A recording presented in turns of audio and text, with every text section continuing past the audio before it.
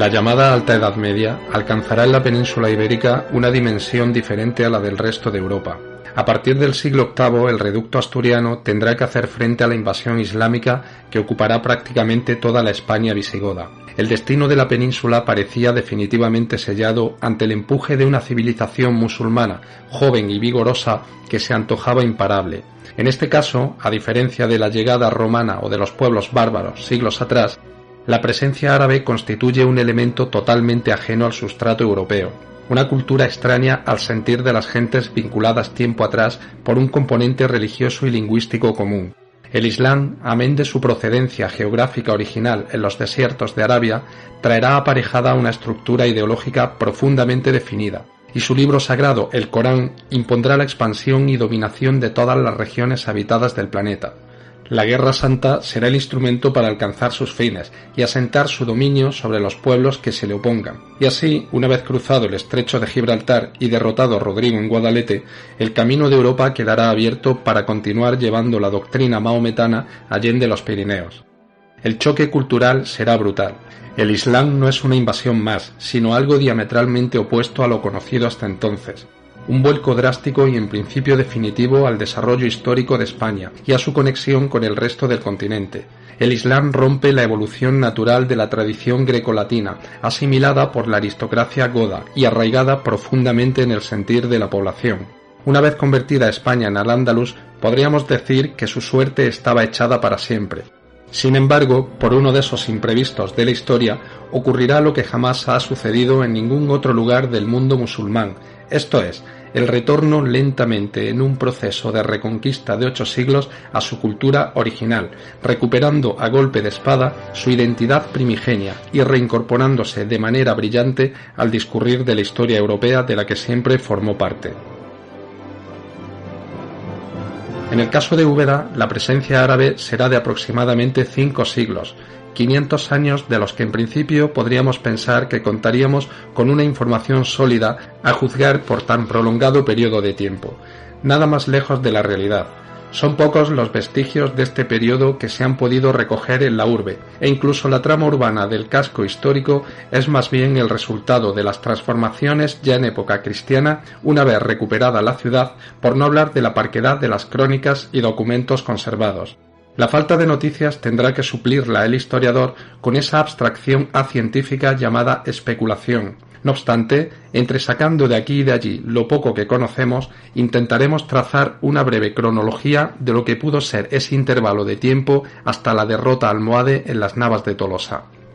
Vamos a adentrarnos en esa mal llamada Edad Media para seguir el rastro de una ciudad en continua transformación, fronteriza entre dos civilizaciones que regaron con su sangre las tierras del Valle del Guadalquivir y fue testigo de los azares entre los ejércitos moros y cristianos. Una ciudad que ya era muy vieja por entonces, la antigua Bétula romana, ahora Ubbadat al-Arat, una vez más codiciada por pueblos irreconciliables que durante varios siglos se disputarán la preeminencia de su suelo milenario en aquella España antagonista y convulsa. Vayamos a los tiempos en los que la Media Luna y la Cruz dirimieron sus diferencias en los campos de batalla, y en donde en ciudades como Úbeda quedó patente que, en contra de lo que nos han contado, no hubo espacio para el idílico encuentro entre culturas, sino la constatación de una realidad que desgraciadamente aún permanece en nuestros días.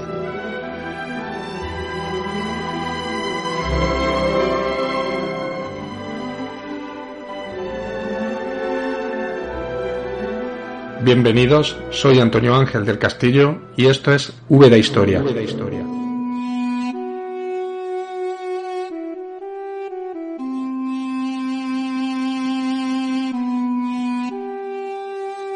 Pretender contar la historia de Úbeda desde sus orígenes más remotos es lanzar un brindis al sol por lo inabordable de la tarea, y no precisamente a causa de la ingente información de la que disponemos, sino precisamente por todo lo contrario. Teniendo en cuenta que no se trata de una ciudad principal y que sólo hasta un momento determinado de la Edad Media no empieza a adquirir una entidad más o menos razonable, es lógico que los datos sobre ella sean como pequeños islotes en un océano de ignorancia. Antes del siglo VIII se puede decir que sólo la arqueología y algunas escasísimas referencias en las crónicas ponen algo de luz en este erial de desconocimiento. Como vimos en el capítulo anterior, las secuencias estratigráficas del yacimiento de las Eras del Alcázar mostraban una ocupación ininterrumpida desde el cuarto milenio a.C. hasta aproximadamente la segunda mitad del segundo milenio. Después aparecen algunos restos de época romana, sobre todo del Bajo Imperio, es decir, los últimos momentos de la civilización latina, siglos III y IV de nuestra era, para dar paso a las construcciones renacentistas en el siglo XVI. ¿Esto quiere decir que Úbeda permaneció despoblada durante todos esos siglos? En absoluto. Como apuntó el equipo de arqueólogos que trabajó en el yacimiento citado, el hecho de no encontrar restos de los periodos históricos a partir del segundo milenio a.C. hasta los momentos finales de la Edad Media, con algunas pocas excepciones, se debió a que precisamente fueron las poblaciones sucesivas las que fueron destruyendo los estratos precedentes, al construir sus edificaciones sobre las anteriores secuencias, y borrando las huellas que sus antecesores habían dejado. Solo los niveles más profundos quedaron a salvo en este proceso, de ahí que conozcamos mejor lo que ocurrió hace 5.000 años que lo sucedido hace 1.500.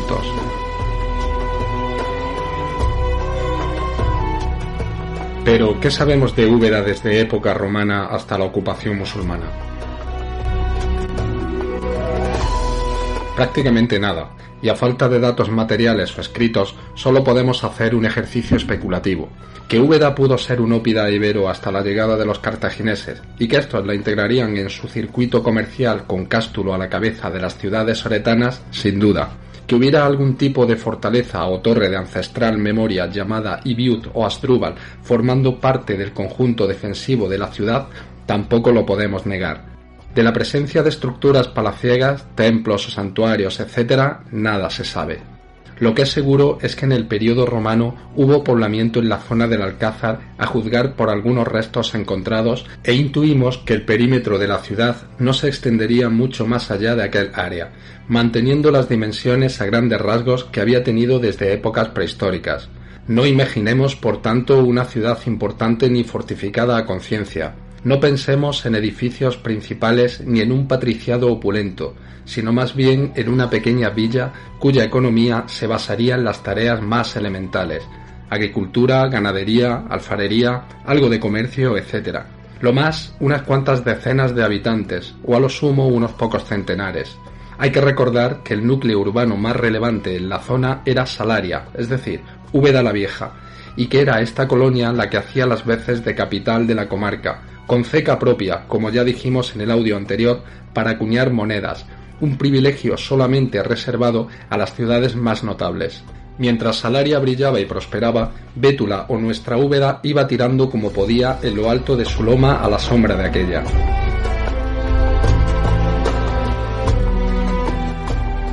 La irrupción de los pueblos bárbaros en el siglo V, especialmente los vándalos, cuya presencia en la Bética tuvo gran intensidad, sin duda tuvo que hacerse notar en esta área de la provincia cartaginense de la que formaba parte Úbeda. De hecho, Ruiz Prieto atribuirá el ocaso de Salaria a la devastación causada por las tropas de Genserico a su paso por la colonia romana, teniendo sus habitantes que buscar refugio en la vecina Bétula. Ignoramos si Salaria recuperó parte de su esplendor después de las convulsiones finales del Imperio Romano Occidental o si, como todo parece indicar, emprendió una lenta agonía de la que nunca se recuperaría hasta su abandono definitivo. Tampoco podemos decir prácticamente nada de lo que pasaba por entonces en Úbeda, salvo, como hemos dicho, la constatación de ser un núcleo habitado, al menos en el momento bajo imperial. El período visigodo abre una etapa de casi absoluto silencio arqueológico y documental. Se dice que la iglesia de San Pablo pudo edificarse sobre un antiguo templo visigodo. De nuevo, especulación. El hecho de no contar con restos materiales no significa que no hubiera poblamiento. Como dijo Carl Sagan, la ausencia de evidencia no es evidencia de ausencia. La larga permanencia árabe en la península y concretamente en Andalucía se llevó por delante prácticamente todo el solar anterior. Es por eso por lo que el mundo visigodo tiene tan escasa representación, aparte de que el pueblo godo no destacaba precisamente por sus cualidades constructivas o de ingeniería. Suponemos que el catolicismo en Úbeda ya estaría plenamente asentado desde que Teodosio lo estableciera como religión oficial a finales del siglo IV y que la élite visigoda en su rama arriana mantendría algunas fricciones con la población hispano-romana antes de su conversión definitiva al catolicismo con Recaredo en 589. ¿Posibles iglesias visigodas en el espacio de la actual Santa María o San Pablo? ¿Por qué no? ¿Había en Úbeda ya una población judía? ¿Qué papel desempeñaba en la ciudad? ¿En qué zonas se ubicarían? Salvo un milagroso descubrimiento futuro, son preguntas que quedarán sin respuesta. Por tanto, los aproximadamente 200 años que van desde Roma al Andalus, o sea, el impasse visigodo, dejará en Úbeda un atronador silencio.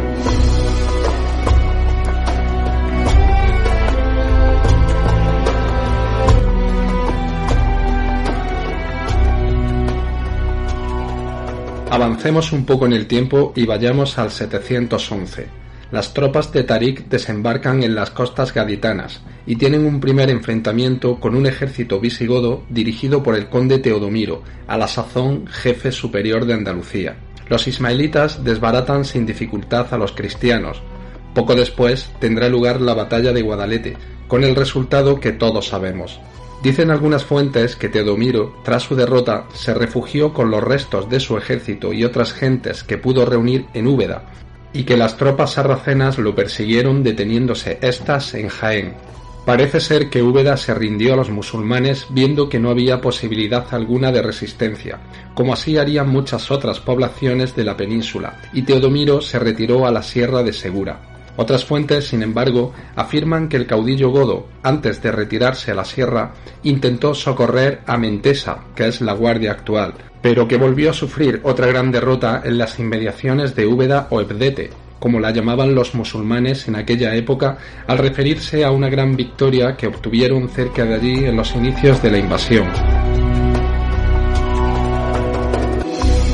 De la suerte de Teodomiro diremos que en abril de 713 firmó con Musa, que era el comandante en jefe del ejército sarraceno, el llamado Pacto de Teodomiro, por lo que el caudillo árabe, a cambio de su sumisión y de no colaborar con los enemigos de los musulmanes, lo nombraba gobernador de la zona sureste de Al-Ándalus. Este territorio semiautónomo sería conocido como la Cora de Tuzmir, nombre arabizado del otrora conde visigodo, cuyo gobierno se extendería hasta el año de su muerte en 744. Bien, ¿qué podemos suponer que ocurrió en Úbeda tras la convulsión árabe? Imaginamos que lo mismo que al resto de ciudades españolas ocupadas. En este caso no se trataba de una invasión más. Los nuevos amos traían consigo un caballo de Troya que iba directo a la línea de flotación de los valores y creencias más arraigadas de las gentes sometidas. No era un simple cambio de política ni una nueva forma de abordar la economía o de cobrar tributos.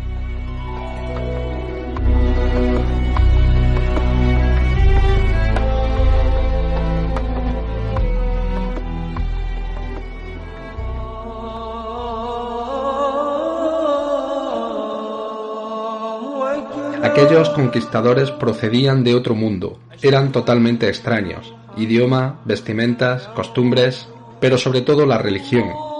Para cualquier persona del medievo peninsular, no digamos gentes humildes, campesinos, etc., el único elemento identitario que los unía a su comunidad era el religioso. El concepto de nación no existía tal y como lo conocemos hoy. La figura del rey era siempre lejana y desconocida, por lo que la fe y la lengua eran los únicos aglutinantes de una sociedad ignorante y con la vista siempre puesta en la supervivencia diaria. El cambio debió ser tan drástico que cuesta imaginarse hoy en día lo que pudo pasar por la cabeza de un labrador o alfarero ubetense de entonces, cuando de la noche a la mañana guerreros del confín del planeta irrumpieran en su vida para cambiar todas sus estructuras mentales y materiales.